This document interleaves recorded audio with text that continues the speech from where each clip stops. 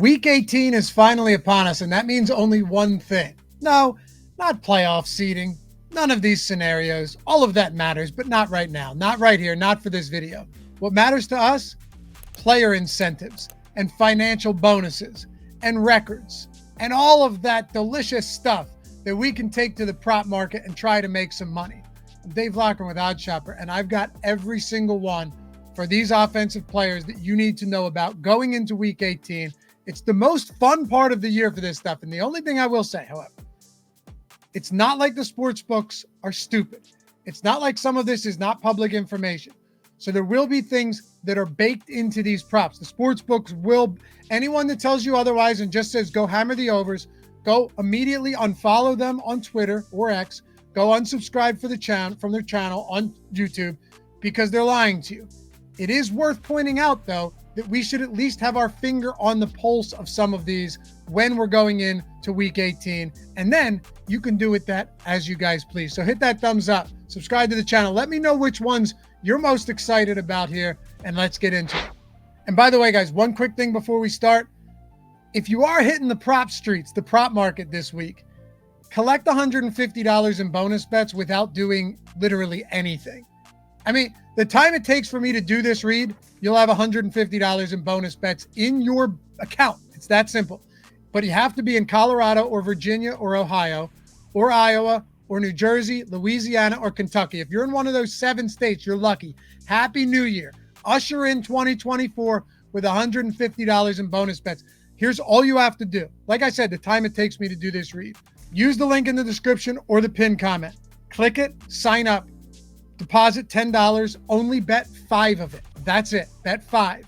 Win or lose your bet, you're getting $150 in bonus bets. So let's just say you go, you know what? I do want to parlay a bunch of these together. I'm going to put $5 on a mega long shot parlay. You lose that parlay, you've got $150 in bonus bets. You win, you've got $150 in bonus bets. So happy New Year. $5 into 150. Bet 365. Link down there in the description and in the pinned comment. Got to be 21 years or older to gamble. If you have a gambling problem, call or text 1-800-GAMBLER. DeAndre Hopkins might be the biggest one as far as incentives go this week to close out the year, because you're talking about he has the potential to make $750,000 on actually attainable incentive. Now, he's already hit a bunch of these, right? He's already hit a bunch of these because they were lower than this when he signed with the Titans. But DeAndre Hopkins needs 7 receptions to get to 75 receptions on the year for a smooth $250,000. He needs 49 receiving yards for another $250,000 to get to 1,050 receiving yards, and 2 touchdowns. Unlikely, but doable to get to 8. He's got 6 now for another $250,000. So that's $750,000, 7 receptions, 49 receiving yards, and 2 touchdowns for DeAndre Hopkins at home in Week 18 against the Jags. Devin Singletary, what a darling he's been. You know, I've loved this guy. We do a lot of shows on the DFS channel, and that's my true love. First and true love when it comes to doing content and playing, and, you know, over on the Stochastic YouTube channel where we talk DFS. We did this long before we had this channel here for betting. And, you know, me and Ben Rasa, who you know from this channel, one of my best buddies out there, we've been on the Devin Singletary train forever, and it just has never come through until this year when we finally backed off. Well, he could make $125,000 in Week 18 by racking up just 74 yards from scrimmage. He needs 1,100 total yards from scrimmage. It needs 74 to get there, and he's got another $125,000 coming his way after Week 18. And Dalton Schultz can get in on the monetary action as well, because he needs 6 receptions to reach 60 receptions on the season, $250,000. The next one, bit of a long shot, but 107 receiving yards for Dalton Schultz gets him to 700. There's another $250,000. Potential $500,000 for Dalton Schultz going into Week 18 as well. Now, this one seems improbable, impossible, one might say. But this we wouldn't even be talking about this if his name wasn't Tyreek Hill. Tyreek Hill with 248 receiving yards breaks the single-game receiving yards record held by Calvin Johnson. Now, caveat here, or disclaimer, right? Or asterisk, we could say 17-game season, not 16 games. But you know what? A couple decades down the road, we might not even be talking about this. The same way we don't talk about 14-game seasons compared to 16 games anymore. And 283 receiving yards seems insane. But if anyone could have a 300-yard receiving game to close out the year with no Jalen Waddle and a must-win spot to clinch the division instead of falling to the 6th seed, Tyreek Hill could get 2,000 yards and be the first to ever do it, albeit 17-game season, but keep him on the radar for Week 18 because it's Tyreek Hill. Austin Ekeler's got something to play for. It certainly isn't the playoffs in Los Angeles, but 110 yards from scrimmage gets him to 1,025 on the season. And, well, you know what that means? $100,000 for Austin Ekeler.